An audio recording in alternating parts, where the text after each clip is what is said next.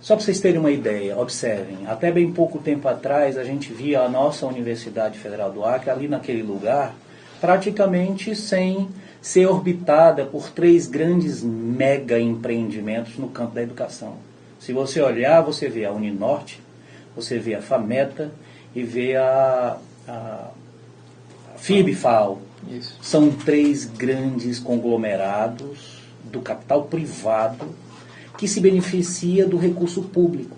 Veja, o FIES, o que é o FIES? É transferência de recurso público para as privadas. Ou seja, ao invés de você ampliar e fortalecer as instituições públicas, você garante com que o mercado seja, né, o lucro, né, aquele que obtém o lucro. Para nós defendemos claramente de que a educação não é mercadoria. Portanto, se a educação não é mercadoria, a universidade tem que ser mantida exclusivamente pelo Estado, na medida em que é um dever do Estado assegurar a educação e saúde a toda a população. Pois bem, as pessoas dizem assim, bom, mas o Estado não tem dinheiro. Bom, o Estado não tem dinheiro por quê? Porque, no caso brasileiro, a gente separa 47% do PIB, de tudo que a gente arrecada, para garantir serviço da dívida pública, que vai direto para os bancos. É por isso que a gente não tem no Brasil a prioridade no orçamento para a garantia efetiva dos recursos necessários para manter a educação pública, da pré-escola à universidade, para todos. E aí a gente tem o quê? A gente tem uma inversão de prioridade. Né? Aqueles que não têm condições de ter uma boa formação durante o ensino médio vão parar na iniciativa privada porque não conseguem acessar o ensino público nas universidades públicas. Né? E aqueles que durante o tempo da sua formação no ensino médio têm uma boa condição, por terem condição financeira, pagam cursinho e acessam às universidades públicas os melhores cursos. Pois bem, nós queremos quebrar, inverter isso. Então a luta no Brasil, não é só do Acre, né? Toda aqueles que insistem em defender, veja, essa é uma luta histórica em defesa da universidade pública, que o Estado brasileiro há muito quer abandonar. Você ainda agora perguntou. Pois bem, o Brasil aprovou uma PEC 395, que dá às universidades a possibilidade de cobrar por toda e qualquer atividade, seja de extensão, de cursos, até inclusive de pós-graduação lato sensu, né? Lato sensu, cobrar mensalidade, a famosa PEC 395, que nós nos posicionamos contra durante a greve, mas infelizmente a sociedade brasileira acha que de fato é isso mesmo. As universidades, por não terem dinheiro, é uma forma que o Estado encontra de ajudar a universidade, permitindo com que o professor, que já é sobrecarregado, tenha que vender de sua dignidade, recebendo uma bolsa ou recebendo um valor X por os cursos que ele vai oferecer no final de semana. Isso é uma destruição completa da universidade pública. Nós defendemos, e aí veja, a nossa chapa se opõe a essa concepção de universidade privatizada por dentro. A defesa do caráter público é porque a gente diz que a universidade tem que ser responsabilidade do Estado. Nós não precisamos ficar esperando por emendas, esperando por um projetinho dali, um projetinho daquela. Nós temos que lutar para que a gente tenha no orçamento global um valor definido, para que os reitores não tenham que ir de pires na mão, se ajoelhar diante do Ministério da Educação e pedir para que o orçamento seja liberado, para que os reitores possam, com o seu orçamento definido, voltar-se para a sua comunidade acadêmica e discutir com os seus pares, com a comunidade, onde é que estão as nossas prioridades. E não a gente achar que é normal o orçamento ficar contingenciado.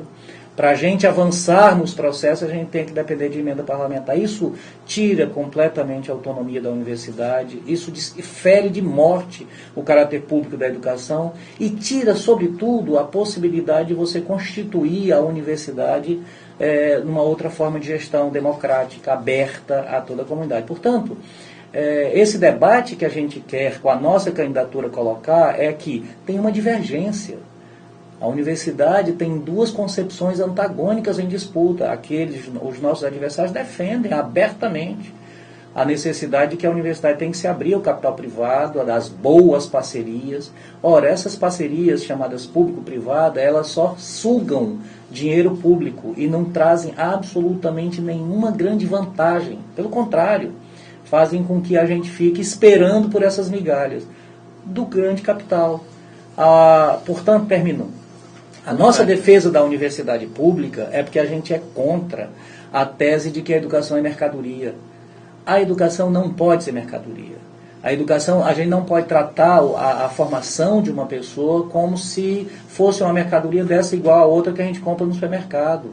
E a gente não pode, de maneira nenhuma, acertar normal, capital avançando avassaladoramente para dentro das universidades. Isso tira a autonomia da pesquisa, isso tira a autonomia, inclusive afeta a possibilidade do pensamento crítico. Porque, termino, não tem almoço grátis. Aquele que banca quer depois dirigir. Aquele que traz um projeto ou uma emenda depois quer direcionar. Portanto, eu acho que essa nossa posição que a gente defende, ela não é só uma posição ideológica, não é só uma posição filosófica, é uma posição de luta histórica. Portanto, a Universidade Federal do Acre, por ser a única instituição pública nesse estado, tem uma história, e é essa história que a gente quer defendê-la. Essa história que a gente está vendo cada vez mais a atual gestão querer apagar. E a universidade, só para os ouvintes entenderem, a universidade não começou depois do Minouro. A universidade tem uma história de luta muito, muito grande. Então, a gente quer avançar. A gente quer avançar na perspectiva de consolidá-la na região. O Carlos daqui a pouco vai trazer algumas informações para mostrar o quanto que boa parte desses grandes investimentos que a gente está vendo dentro da universidade, como todo mundo diz, a universidade é um canteiro de obras. Por outro lado, você vê claramente um problema, um paradoxo. Mais investimento, mas na verdade esses investimentos não estão trazendo, né, a qualidade devida, a condição necessária para a universidade se consolidar na região como uma instituição pública, gratuita, autônoma, que faça ensino de qualidade.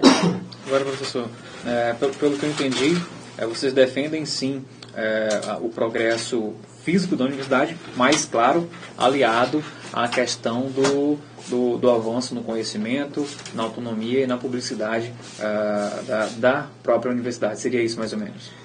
A gente é a favor de que, né, os recursos públicos eles possam ser bem discutidos na universidade, com os projetos direcionados para as áreas, né, principalmente focados na atividade fim. Né, mas, primeiramente, discutido democraticamente na instituição. Para você ter uma ideia, Liz, o orçamento da universidade ele chega de duas formas. Chega do orçamento direto da União, né, em torno de 20 milhões de reais, e aliados a isso vocês têm as emendas e outros programas governamentais que possam ser geridos na universidade. Desse orçamento direto da União, apenas 7% é aplicado diretamente em ensino, pesquisa e extensão. Uma informação que quase ninguém sabe. Ou seja, em torno de 1,5 milhão de reais que é aplicado somente em ensino, pesquisa e extensão. Então, se você somar as emendas parlamentares e mais o orçamento direto da União, o grande montante desse valor é aplicado principalmente para essas construções faraônicas, para essas obras que está ligada aí à lucratividade de empresas interessadas. Então, quando você pega 1,5 milhão de reais e reparte, vira os nossos duodécimos, que é meramente um recurso administrativo de cada setor. Que coisa. Ou seja, os órgãos dentro da universidade, os colegiados, né, as coordenações de cursos, os centros que fazem realmente a vida orgânica da universidade, não gozam de autonomia financeira para executar os seus projetos de base, para que a gente tenha uma qualidade na universidade, para que a gente tenha reflexo realmente no ensino, na pesquisa e na extensão. Esses órgãos, eles decidem os seus projetos, né, de uma forma coletiva, mas não gozam da sua autonomia financeira para executá-los. Ou seja, o recurso na universidade ela não é, de fato, descentralizado. Ele é concentrado por um grupo que hoje administra a universidade e escolhe no que vai investir de acordo com os seus interesses. O Conselho Universitário hoje, né, é simplesmente basicamente um levantamento de braço, uma quebra, né, de braço desigual para quem administra hoje a universidade, da administração superior, com relação aos outros participantes da comunidade como um todo. Então, esses recursos